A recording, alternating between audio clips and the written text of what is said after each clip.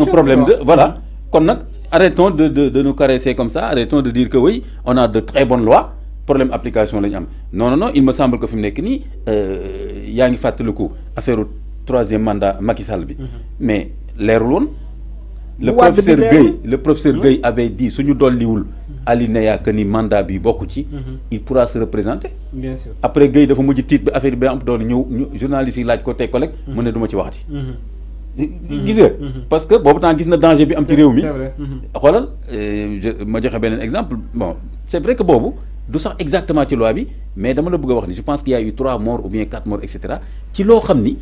ma wax la ko mooy que on a exigé que Macky Sall wax ne duma candidat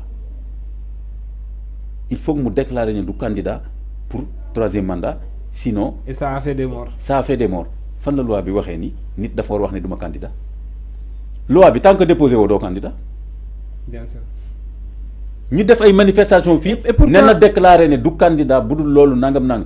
kërën y a eu des morts. et pourtant xoolal loolu ils ont fait des réformes judiciaires ci lu yàggul. je pense que ni harmonisation des textes yooyu noonu lu sérieux la lu ñu war a prendre en considération jëm ci loolu parce que aussi bu ñu nee jubal jubanti tegaat Sénégal ci yeneen réew je pense que on doit commencer par les fondamentaux muy surtout les textes qui régissent ce pays là quand même. gis nga on ne peut pas chaque jour rek ñu nekk ci benn situation bu amee kenn ku nekk selon juriste foofar nga interpréter texte bi nu mu la neexee. oui actuellement loolu mooy suñu problème. c'est-à-dire que dans les grandes démocraties ces problèmes ne se posent pas ñëpp xam nañu si aujourd'hui par exemple sur le cas de Barthélémy Diaz pour revenir tout le monde sait qu'il a fait un recours mais certains te disent que c'est des juristes qui te disent que le recours n'est pas suspensif d'autres te disent que non le recours est suspensif mais moi je dis que au-delà qu'il soit suspensif ou pas mais maintenant même en tant que gentleman c'est-à-dire que tey jii nii Barth devrait quand même au moins que de manière honoraire rester maire jusqu'au jour où muy def passation de service quand même loolu c'est je pense quand même que loolu quand même fii lañ ko fekk normalement donc une courtoisie courtoisie républicaine boo xam ne war nañ ko am tey jii nii bu ñu demee bay police di dajji buntu mairie kay institution quand même c'est des images que nous ne voudrions pas voir dans ce Sénégal nouveau comme on dit oui et aussi quel nouveau qu'on dit j'ai dit comme on dit voilà d'accord oui mais le xam nga Sénégal bu ñu beesal des na comme tu dis Sénégal nouveau maa ngi koy wax xale yi keroog ñi tudd xaw ma gox yu bees man da ngeen di wax gox yi ñuy beesal ak soo ne gox yu bees mooy da ngay dolli ay gox xam nga soo ne dama am yére bu bees waaw mooy beneen yére la mais boo beesee la sa yére mooy defaraat ko et cetera ma wax leen ko ñu ne wax nga dëgg ba ñu maintenir ba tey seen tur et malheureusement cette légèreté là dafa topp même dans le discours waaw dañuy wax dañuy wax di sànni rek c'est des légèretés yi nga xamante ne ñoom bëgguñu rigueur homme politique yi de manière générale c'est-à-dire que dafa am beaucoup de légèreté dans le rigueur waxuñ ci dara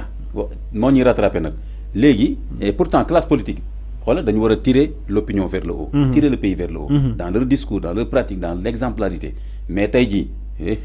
léegi nag ma wax la benn affaire c'est que effectivement mais Barth moi je me dis su ma xoolee communiqué police beeg yooyu ñun bloqué wuñ ko ñun lii léegi ni fi mu nekk nii kan moo ko bloqué nii du ñoom def nañ communiqué ne non ñoom bloqué wuñu kenn xaw ma dañ doon def seen liggéey normal waa léegi kan moo bloqué kii bañ koy yóbbu ci benn centre commercial aussi le recours je suis pas juriste mais quand même suñu waxee recours rek mooy y a pas encore une condamnation définitive y a pas encore une peine applicable parce que recours la kon ci diggante boobu il est maire wala boog ñu defal ko note xoolal ne ko avec le recours léegi doo accéder à la mairie à l'institution ba peine bi génn même bu dee benn note bu procureur di def wala xaw ma comme ni ñu doon def temps yi di jàpp nit aéroport alors que loi bi permettre ko mën nga ko yónnee note ne ko voilà ñu def leen neex après lañ commencé corriger kon nag fi mu nekk nii aussi je me dis su fekkee ni c'est pas très clair au moins ñu defal ko benn note en ce moment su ko enfreindre ñu mën a génnee ne ko jot na ko notifié nañ ko voilà c'est-à-dire y a pas une notification mais man su ma doon maire tey ji damay def comme Barth damay dem def sama conférence de presse dem dugg sama bureau bañ tere ma ko parce que lu tax ñu ne ma def recours ba pare rek toog sama kër du ma demati sama bureau loolu foo ko gisee ci harmonisation des textes yi nga doon wax léegi léegi en quoi certains recours soient suspensifs et que d'autres ne le sont pas voilà kon nañu harmoniser c'est ça c'est-à-dire que pour rejoindre li nga doon wax léegi voilà en quoi certains recours yi ngay def ñu suspensif ñu ne donc mën nga condamner parce que voilà il bénéficie toujours d'une présomption ou bien il va bénéficier de ses avantages le temps que recours bi di jeex qu'on épuise les voies les pourvois. Mais pour certains cas la loi dit que le pourvoi ou bien le recours n'est pas suspensif. Mais ak tamit le fait que est-ce que xam nga ni am na yu bëri yoo xam ne ci application loi bi c'est du pouvoir discrétionnaire xoolal du préfet de l'autorité donc administrative politique administrative wala du procureur wala même du ministre de la justice gis nga yooyu am na ay ruq-ruqaat ay sew-sew yoo xam ni tey jii par exemple le ministre de la justice moom ci boppam mën na def benn correspondance confidentielle au préfet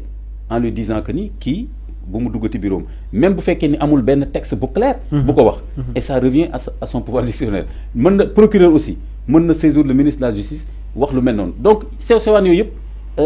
daf ci am. Mais maintenant en même temps aussi est-ce que tey jii Ibrahima Sow on peut dire aujourd'hui que le cordon ombilical entre l'exécutif et le maître de poursuite des poursuites ak yeneen est coupé pas encore parce que fi mu nekk nii en l'état loi bi fi nekk nii moo fi nekk dara changé gul ñii ñi ngi doog def assemblée nationale la ñu defoon lël bi ñu defoon ci justice bi appliqué guñ ko ñi ngi doon wax par exemple dañuy wut juge des libertés nangam yooyu yëpp su amoon comme Moustapha Diakhaté par exemple duñ ko jàpp ci conditions yu mel nii et cetera parce que Moustapha Diakhaté lan la fi wax lu fi ñeneen waxul ci campagne bi lu gën a grave gis nañ ci campagne nit ne génn leen ak seen jaas yi ak seen lu ngeen am ci arme ngeen ñëw ñu xeex mi ngi nii di dox ay soxlaam Moustapha Diakhaté waaw réew mu alkulaa nekk parce que naa ñu ne ko kaay lu tax ngay saaga askan bi lu tax ngay nangam dem tëj et cetera kon mais est-ce que fi mu nekk nii on a vu le premier ministre en tant que candidat wax na léegi tey en tant que premier ministre laay waxee ci biir campagne xoolal confusion boobu déjà bien sûr léegi su ma nee ministre de la justice poursuivre Déthié le candidat Déthié da koy poursuivre parce que autorité politique la bu leen kenn nax di leen géem a gëmloo que le ministre de la justice dafa am indépendance c'est une autorité moom moo Ousmane Sonko en tant que candidat de Pastef moo ko avoué publiquement kon nag léegi est-ce que yii yëpp di am sa yaram du nu ñu koy wax ne encore sa xel du tey ci ne est-ce qu'il y a pas vraiment l'exécutif qui est en train de donner des ordres n'est-ce pas au pouvoir aussi bien politico-administratif mooy gouverneur préfet ak tamit le pouvoir ou bien l'appareil judiciaire